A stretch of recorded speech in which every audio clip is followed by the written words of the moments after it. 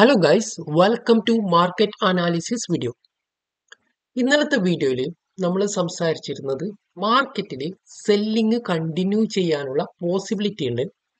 അതുകൊണ്ട് തന്നെ നമുക്ക് ട്രേഡ് അല്ലെങ്കിൽ നിങ്ങൾ ട്രേഡ് എടുക്കുന്ന ഒരാളാണെങ്കിൽ ഏറ്റവും നല്ലത് സെല്ലിംഗ് സൈഡ് ഒരു ഓപ്പർച്യൂണിറ്റീസ് ഫൈൻഡ് ഔട്ട് ചെയ്യാനാണ് ഏറ്റവും നല്ലത്. മാർക്കറ്റ് സെല്ലിംഗ് സൈഡാണ് മൂവ് ചെയ്യാനുള്ള പോസിബിലിറ്റി കൂടുതൽ എന്ന് പറഞ്ഞിരുന്നു. അതുപോലെ തന്നെ നമ്മൾ ഇന്നലത്തെ പറഞ്ഞ ഒരു ലെവൽസ് ഉണ്ട്. അതായത് ഇന്നലെ ഒരു സ്വിങ് ഹൈ നിഫ്റ്റിയിൽ ബ്രേക്ക് ചെയ്തിരുന്നു.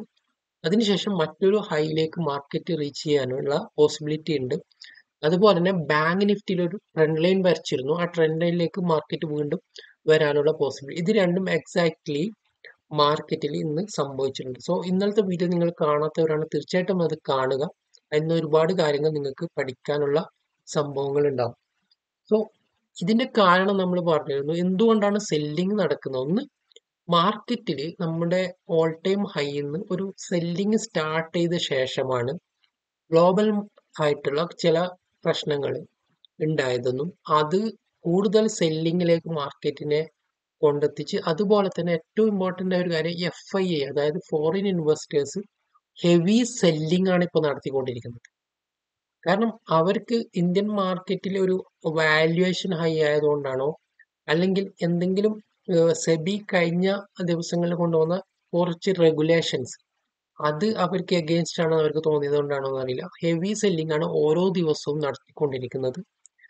അതുകൊണ്ട് തന്നെ മാർക്കറ്റ് കണ്ടിന്യൂസ് ആയിട്ട് സെല്ലിങ്ങിലേക്ക് പോയിക്കൊണ്ടിരിക്കുകയാണ്. ഇപ്പോൾ ഉള്ളത് നിഫ്റ്റി 25,000 എന്ന ഇമ്പോർട്ടൻ്റ് ആയിട്ടുള്ള സൈക്കോളജിക്കൽ ലെവലാണ്.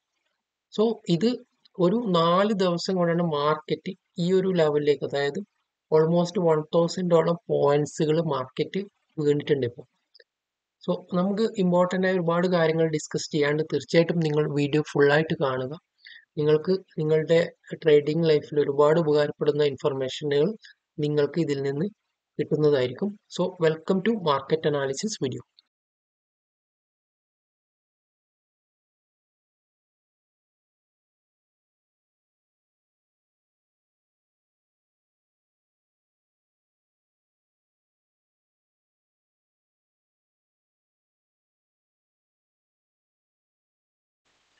ഓക്കെ, ഇവിടെ നിങ്ങൾക്ക് കാണാൻ പറ്റുന്നത് നിഫ്റ്റിയുടെയും ബാങ്ക് നിഫ്റ്റിയുടെയും ഡെയിലി ചാർട്ടാണ്. സോ ഇന്നലെ മാർക്കറ്റ് നമ്മൾ ഡിസ്കസ് ചെയ്യുന്നത് ഇന്നലത്തെ ക്യാൻഡിൽ ഇതായിരുന്നു. ഈ ക്യാൻഡിൽ നമ്മൾ പറഞ്ഞിട്ടുണ്ട് ഈ ഒരു ഹൈ മാർക്കറ്റ് ബ്രേക്ക് ചെയ്തിട്ടുണ്ട് ഇന്നലെ. സോ നല്ലൊരു സ്ട്രോങ് ക്യാൻഡിൽ ഒരു സ്വിങ് ഹൈ പ്രീവിയസ്ലി ബ്രേക്ക് ചെയ്യുമ്പോൾ സ്വാഭാവികമായിട്ടും നമുക്കൊരു സെല്ലിങ് കണ്ടിന്യൂ ചെയ്യാനുള്ള ഒരു പോസിബിലിറ്റി ഉണ്ടെന്ന് ഞാൻ പറഞ്ഞു. അതുപോലെ ഇന്ന് ഈ ഒരു ടെസ്റ്റിങ് അല്ലെങ്കിൽ ഇവിടെ വരെ മാർക്കറ്റ് എത്താനുള്ള പോസിബിലിറ്റി ഉണ്ടെന്നുണ്ട്. എക്സാക്ട്ലി മാർക്കറ്റ് ഇന്ന് ആ ഒരു സ്വിങ് ഹൈയും ബ്രേക്ക് ആയിട്ടുണ്ട് ഇന്നത്തെ മാർക്കറ്റിൽ. സോ ഇതാണ് നമ്മൾ നിഫ്റ്റിയിൽ ഇന്നലെ സംസാരിച്ച കാര്യങ്ങൾ. എക്സാക്ട്ലി എന്താണ് നമ്മൾ പറഞ്ഞത് അത് തന്നെയാണ് ഈ മാർക്കറ്റ് സമയം. ബാങ്ക് നിഫ്റ്റിയിൽ ഞാനിവിടെ ഇന്നലത്തെ ട്രെൻഡ് ലൈൻ പറഞ്ഞിരുന്നു, അത് സപ്പോർട്ട് വീണ്ടും. സോ ഇന്നലെ മാർക്കറ്റ് ക്ലോസ് ചെയ്തത് ഈ ഒരു ക്യാൻഡിലാണ്. സോ ഇന്നലെ ഞാൻ പറഞ്ഞിരുന്നു മാർക്കറ്റ് ഈ ഒരു ട്രെൻഡ് ലൈൻ മാർക്കറ്റ് സപ്പോർട്ട് എടുക്കാനുള്ള സാധ്യതയുണ്ട്. എക്സാക്ട്ലി ആ ലെവൽസിൽ തന്നെ മാർക്കറ്റ് എത്തിയിട്ടുണ്ട്. സോ ഇന്ന് നിങ്ങൾക്ക് ഇവിടെ കാണാൻ പറ്റും. സോ ഇവിടെ നമ്മൾ മനസ്സിലാക്കണം, മാർക്കറ്റ് ഫസ്റ്റ് ടൈം ഇവിടെ സപ്പോർട്ട് എടുത്തു, റിവേഴ്സ് ആയിട്ടുണ്ട്. സെക്കൻഡ് ടൈം സപ്പോർട്ട് എടുത്തു, റിവേഴ്സ് ആയിട്ടുണ്ട്. തേർഡ് ടൈം ആണ് മാർക്കറ്റ് അഗെയിൻ ഈ ട്രെൻഡ് ലൈനിലാണ് സപ്പോർട്ട് എടുത്തിരുന്നത്. സോ ഇനി നമുക്ക് റിവേഴ്സ് ആണോ എക്സ്പെക്ട് ചെയ്യാൻ പറ്റുക, അല്ലെങ്കിൽ ഈ ട്രെൻഡ് ലൈൻ ബ്രേക്ക് ആണോ സാധ്യത? സോ ഇങ്ങനെയുള്ള കാര്യങ്ങൾ, കാരണം 2 പ്രാവശ്യം ഒരേ ട്രെൻഡ് ലൈനിൽ സപ്പോർട്ട് എടുത്ത് റിവേഴ്സ് ആയിട്ടുണ്ടെങ്കിൽ മൂന്നാമത്തെ പ്രാവശ്യവും പോസിബിലിറ്റി ആണ് റിവേഴ്സ് ആകുമോ അല്ലെങ്കിൽ ബ്രേക്ക് ചെയ്യുമോ. ഇനി ബ്രേക്ക് ചെയ്യുകയാണെങ്കിൽ തന്നെ തീർച്ചയായിട്ടും നല്ലൊരു ബ്രേക്ക് ഔട്ട് ആയിരിക്കും അത് എന്ന് നമുക്ക് എക്സ്പെക്ട് ചെയ്യും. കാരണം നിഫ്റ്റിയും നല്ലൊരു ലെവൽസിലാണ് ഇപ്പോൾ. നിഫ്റ്റി ആണെങ്കിൽ 25,000 എന്ന സൈക്കോളജിക്കൽ ലെവലാണ്. ബാങ്ക് നിഫ്റ്റി നല്ലൊരു ട്രെൻഡ് ലൈൻ ആണ് സപ്പോർട്ട് എടുത്തത്. ഇൻ കേസ് ഒരു പോസിബിലിറ്റി എന്നുള്ളത് ഇപ്പോൾ അടുത്ത ട്രേഡിംഗ് സെക്ഷനിലൊക്കെ ഈ 25,000 ഷാർപ്ലി ബ്രേക്ക് ആയിട്ട് മാർക്കറ്റ് ഒന്ന് സെല്ലിങ്ങിലേക്ക് പോകുന്നതായിട്ട് നമുക്ക് തോന്നിച്ചിട്ട് പിന്നെ റിവേഴ്സ് ആവാനുള്ള ഒരു സാധ്യതയുണ്ട്. സോ അത് പലപ്പോഴും നമ്മളെ ഒരു കൺഫ്യൂഷൻ ഉണ്ടാക്കും. നമ്മൾ വേഗം അത് ബ്രേക്ക് ചെയ്തു, ഇനി കൂടുതൽ സെല്ലിങ് നടക്കാനുള്ള പക്ഷെ പലപ്പോഴും നമുക്ക് ഒരു ഇമ്പോർട്ടൻ്റ് ആയ ലെവൽസിൽ എത്തുമ്പോൾ മാർക്കറ്റ് എന്തായാലും ഒന്ന് ബ്രേക്ക് ചെയ്യും. ബ്രേക്ക് ചെയ്തിട്ട് കുറച്ച് ഒന്ന് നമ്മുടെയൊക്കെ കൺഫ്യൂഷൻ ആക്കിയിട്ട് ഉടനെ റിവേഴ്സ് ആവും. സോ അതുപോലെ തന്നെ നമ്മൾ അങ്ങനെയുള്ള ലെവൽസിൽ എത്തുമ്പോൾ ഒന്ന് വെയിറ്റ് ചെയ്യാം. കാരണം മാർക്കറ്റ് ഈ ട്രെൻഡ് ലൈൻ ഇനിയും ബ്രേക്ക് ചെയ്തിട്ട് ഒന്ന് താഴെ പോയിട്ട് വീണ്ടും റിവേഴ്സ് ആയിട്ട് അപ്സൈഡിലേക്ക് റിവേഴ്സ് ആവാനുള്ള പോസിബിലിറ്റി ഉണ്ട്. സോ ഇങ്ങനെയുള്ള ബ്രേക്ക് ഔട്ട് ഒക്കെ കാണുമ്പോൾ ഉടൻ ജമ്പ് ചെയ്യാതിരിക്കുക ട്രേഡിങ്ങിൽ. നമ്മൾ വെയിറ്റ് ചെയ്തിട്ട് മാർക്കറ്റ് റിവേഴ്സ് ആവുന്നുണ്ടോ അല്ലെങ്കിൽ മാർക്കറ്റ് അവിടെ സസ്റ്റെയിൻ ചെയ്യുന്നുണ്ടോ എന്ന് വെയിറ്റ് ചെയ്തിട്ട് കൺഫേം ആക്കിയിട്ട് മാത്രം ട്രേഡ് എടുക്കുന്നതാണ് ഏറ്റവും നല്ലത്.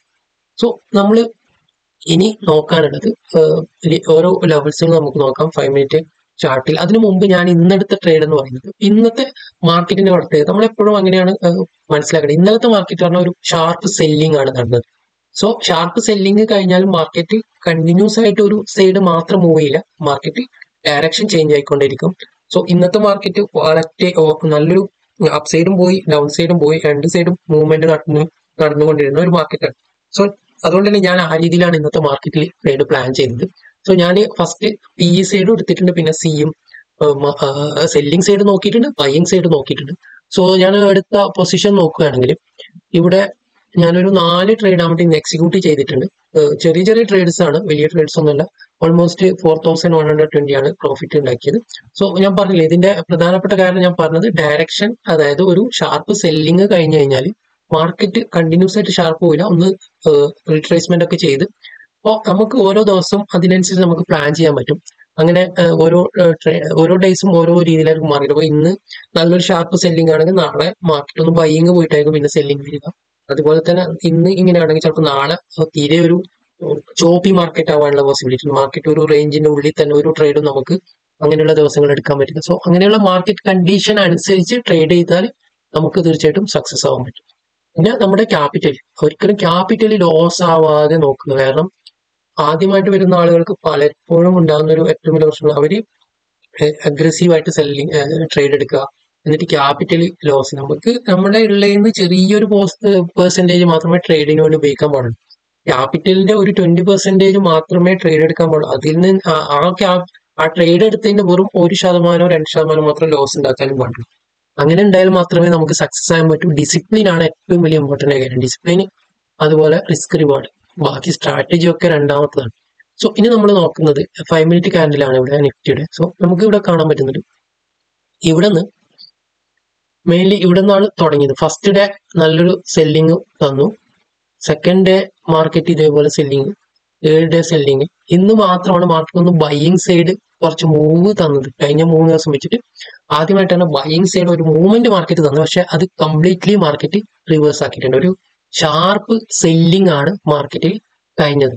സോ ഇനി നമുക്ക് എന്താണ് എക്സ്പെക്ട് ചെയ്യാനുള്ളതെന്ന് വെച്ചാൽ, നെക്സ്റ്റ് ട്രേഡിങ്ങിൽ നമുക്ക് മെയിൻലി ഫോക്കസ് ചെയ്യേണ്ട ഇമ്പോർട്ടന്റ് ആയിട്ടുള്ള ഒരു ലെവൽസ് എന്ന് പറയുന്നതാണ് ഈ ഒരു 25,000. ഇന്ന് എക്സാക്ട്ലി മാർക്കറ്റ് അവിടെ നിന്ന് ഒരു ചെറിയൊരു അവിടെ ടെസ്റ്റ് ചെയ്തിരുന്നു, എന്നിട്ട് അവിടെ നിന്ന് അപ്സൈഡിലേക്ക് ഒരു മൂവ്മെന്റ് വന്നിട്ടാണ് ക്ലോസ് ആയിട്ടുള്ളത്. സോ അടുത്ത ട്രേഡിംഗ് സെഷനിൽ ഈ ഒരു ലെവൽസിനെ എങ്ങനെയാണ് മാർക്കറ്റ്, ആദ്യം നിങ്ങൾ അതാണ് ശ്രദ്ധിക്കുക. മാർക്കറ്റിൽ ട്രേഡ് എന്ന കാര്യം ചിന്തിക്കുന്നതിന് പകരം ഈ ഒരു ലെവൽസിനെ മാർക്കറ്റ് എങ്ങനെയാണ് ടെസ്റ്റ് ചെയ്യുന്നുണ്ടോ, അല്ലെങ്കിൽ ഇത് ബ്രേക്ക് ചെയ്യുന്നുണ്ടോ, ഇത് ബ്രേക്ക് ചെയ്തിട്ട് ഇതിന്റെ അകത്ത്, അല്ലെങ്കിൽ മാർക്കറ്റ് ഒന്ന് ബ്രേക്ക് ചെയ്തിട്ട് ഞാൻ ഡെയിലി ക്യാൻഡിൽ പറഞ്ഞ പോലെ ഒന്ന് താഴോട്ട് പോയിട്ട് ഉടനെ റിവേഴ്സ് ആയിട്ട് തന്നെ വരുന്നുണ്ടോ, ഇപ്പൊ ഇങ്ങനെ വന്നിട്ട് അപ്സൈഡിലേക്ക് പോകാൻ. സോ അങ്ങനെയുള്ള കാര്യങ്ങളൊക്കെ ശ്രദ്ധിക്കുക. കാരണം ഈ ഒരു ഇമ്പോർട്ടന്റ് ആയിട്ടുള്ള ഒരു ലെവൽസിൽ നമുക്ക് മാർക്കറ്റിൽ ഒരു പോസിബിലിറ്റി ആയിട്ടുള്ള കാര്യം, ആ ലെവൽസിൽ എങ്ങനെയാണ് മാർക്കറ്റ് ബിഹേവ് ചെയ്യുന്നത് നോക്കിയിട്ട് മാത്രം ട്രേഡ് എടുക്കുക. അടുത്ത മൺഡേയിലാണ് കാണാം, അതുകൊണ്ട് തന്നെ നാളെയും മറ്റന്നൊക്കെ മാർക്കറ്റ് ഓഫാണ്. സോ മൺഡേ അതിനനുസരിച്ച് മാർക്കറ്റിന്റെ കണ്ടീഷൻ അനുസരിച്ച്, പിന്നെ ഗ്ലോബൽ ഇഷ്യൂസ് നടക്കുന്നുണ്ട്, ഇറാൻ ഇസ്രായേൽ പ്രശ്നങ്ങൾ നടക്കുന്നുണ്ട്, അതും കൂടി മാർക്കറ്റിനെ എഫക്ട് ചെയ്യും. സോ ഇതൊക്കെ മനസ്സിലാക്കി 2 ദിവസം കൊണ്ട് എന്തൊക്കെ മാർക്കറ്റ് സംഭവിക്കും എന്നുള്ളത് നമുക്ക് ഇപ്പോൾ ഒരിക്കലും പറയാൻ പറ്റില്ല.